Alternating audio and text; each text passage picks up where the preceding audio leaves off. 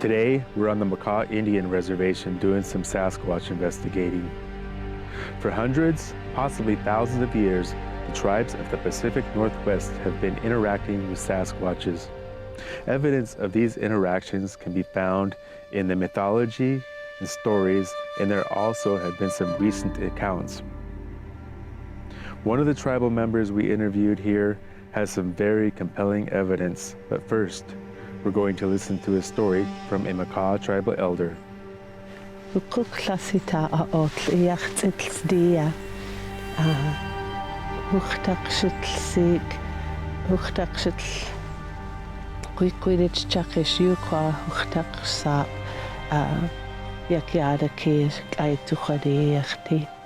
So my name is Maria Parker Pasqua, and I live in Nia Bay.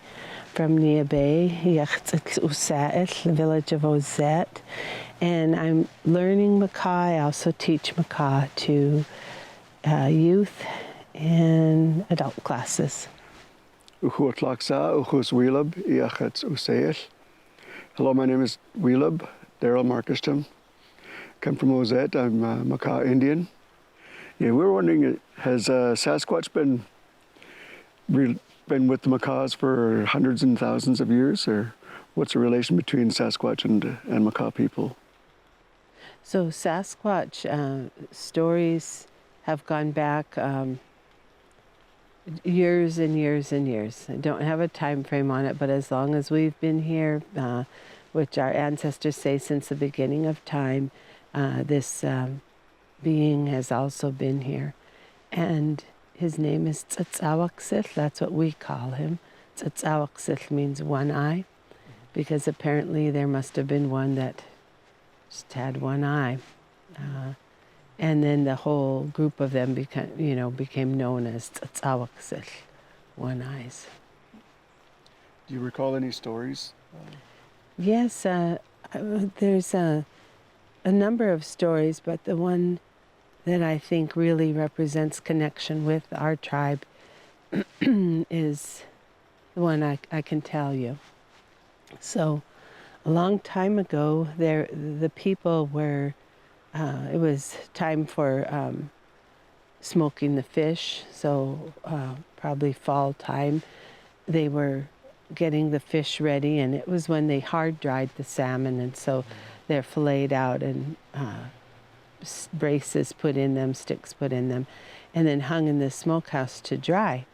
And there was a family that had their smokehouse going, and of course someone had to get up during the night to add more wood to the fire, and occasionally you would have to move the salmon that were just above the fire and get the ones that were further away and switch them so they all got equal amount of smoke. And so the person that was in charge of that, he did his job, he did that.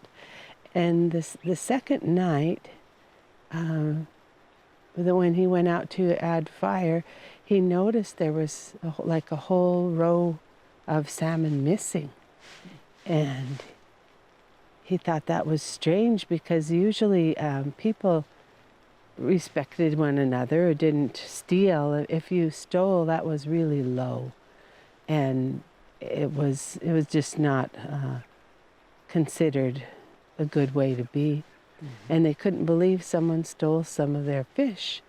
And so the person in the house said, well, we have to have somebody, we'll have to lock it or something, we'll have to tie it from the inside. And so the next night they tied it so that the door, the entryway wouldn't be able to be easily accessed, and went up through the smoke hole, put a rope or something up so that the person could get out who tied it. And he came out the top on the roof and came down and thought, oh, no one will get it now because we've done this. And the next morning when they went to check the smokehouse, sure enough, the door was still closed. So they someone went up and through the place where the roof board's open that makes a smoke hole, and went down. And it was still tied from the inside, yet there was some fish missing. And they thought, what is going on? And so the people in the house talked about it, and the elder person said, well, we'll need to have someone watch tonight, put someone on watch. And so they tried to do the same thing after they had enough wood in the fire. They tied it from the inside, and the person got out the smoke hole, and the person who had watch said, okay, I'll watch carefully. I'll stay up all night and make sure nothing happens. And he sat kind of away so he's out of sight, like at the corner of the house or something where he's not visible much. And he kept watch all night. And he didn't even hear them come, because they can move in the, anywhere very quietly. And it's like they just appeared. And there was a group of Tsatsawaksil, a group of Sasquatch. And they kind of tried to move the door, and they, they're so strong they could have just broken, but they didn't destroy the place. They had a little one, and they just put him up on the roof and motioned for him to go down. And so the little one went up through the roof, and he started getting, he didn't disturb anything in the house other than they wanted the fish. And he started throwing some of the dried fish up through the hole.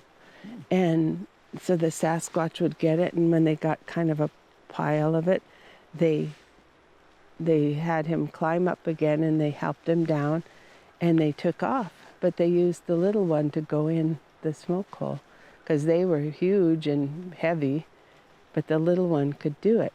And off they went.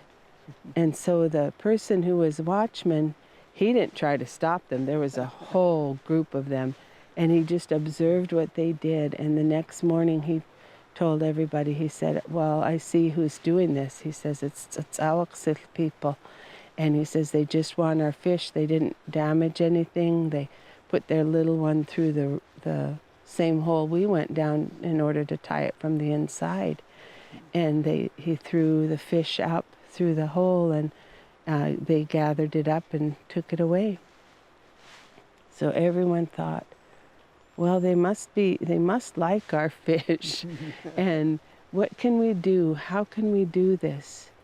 And they all thought about it. And the oldest man said, we'll try to talk with them. He said, because we need this winter supply. This is our food in the winter. He said, we'll make them understand. And he said, so what we're going to do tonight, he says, some of you that are the strongest in our group here, and they kind of always knew who was the fastest and the strongest just by the contests and things that they did in daily life and fun. And so they picked their strongest fellas and said, okay, you folks are going to stay in the smokehouse tonight. And the smoke will, because it's Awaksil people, they can smell. They're like, they're part kind of like animals, even though they're like people as well. Mm-hmm. And they can scent a person just like that. And they don't like to mingle. They try to stay away from people, although occasionally they are seen. He said, you'll be in the smokehouse, so there won't be much scent on you. You'll be in the smoke, and you just have to stay there. And when they put the little one through, he said, you're going to hold on to him or tie him. And he's smaller, so several of you can handle him, they thought. And so that was the decision. And then the old man was going to come and talk to the rest of the Awaksil group. They didn't know, will this work well, but this is what they decided to try. So they got the strongest ones, and they went in, they tied the door from the inside, and they just stayed in the smokehouse kind of apart so that they could come in on him when the little one came through. And so they had a watchman, and the old man stayed up as well. And then when the Tsatsauxil people came, they didn't suspect. And they put the young one up. Okay, you're going to get the dried, the salmon that's hanging, you're going to throw it out to us. And when he went down, the stronger men came and kind of went around him and grabbed onto him and had some rope or something to restrain him. And he started kind of squealing or making a noise, so that Tsatsauxil people knew something happened to him. And they kind of were worried and communicated however they did. And before it got too intense, the old man came out and he talked to them in a real calm way, and he just talked simply as he could and said, I know you folks have been taking our dried fish, and we need the dried fish. We use it in the winter. And he said, I know you like what we have here, that they're not going to do anything to your little fella in there, but we needed to make you know that we need this in the winter, and it's dried so that we can use it in the winter, re-soak it, and have meat in the winter. So we can show you how to do this, or we can give you some, but please don't steal from us. Don't take our fish. We need this. And kind of the way he talked was in a way that they understood his communication. And he said, so we'll let your young one go. And the guys opened the door and he came out, and they were, happy. They grabbed onto him because it scared that young one. And they didn't get mad, and they realized what was happening, and they turned and they left. And so that night, it seems like they left some out for them, some of the dried fish, and not too much, because they were taking, more than, the people worried about how their winter supply, right? Yeah, and so after that, they didn't have any more trouble with the Tsatsauxil just taking freely some of their things, and they left some dried fish out for them, just left it out. Now that we've heard some historic accounts of the Makah's interaction with Sasquatches, let's move on to a more recent story. A few years ago, you had recorded a sound that could possibly be a Sasquatch sound. Can you tell us about that? Yes, a few years back, there was open landfill, and I had come up with the Lutheran ministers with my truck to dump a load of garbage for them when we heard this weird, loud noise. And they got scared. They went and dumped their trash and left me up here at the dump, which is up the road about 3 miles. And I got out and I recorded the sound, and you could hear it screaming, and it was very loud and audible. So I got out of my truck, and then I recorded it, and you could hear it, and hear it screaming and yelling. And I got out, start recording again, and it started throwing big rocks. These were the size of basketballs. And then you could hear it beating on a tree. I didn't have a video part on my phone, but I recorded the sound. And everybody tried telling me it sounded like a coyote, but coyotes don't throw rocks and they don't knock down trees. So here's the sound I heard. And these guys left me up there by myself.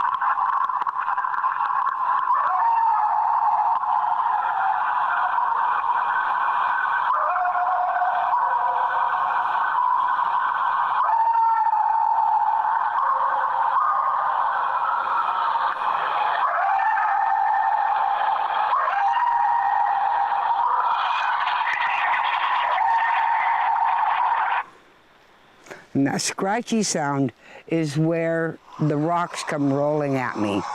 And I looked up, and the trees that were huge, tall trees back in the back line were just shaking. You could see them just waving, but I didn't have video, so there was just the sound of them.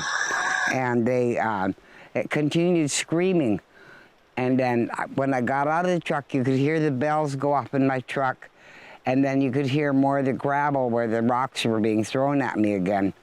So I made a beeline from my truck, got in, and I took off.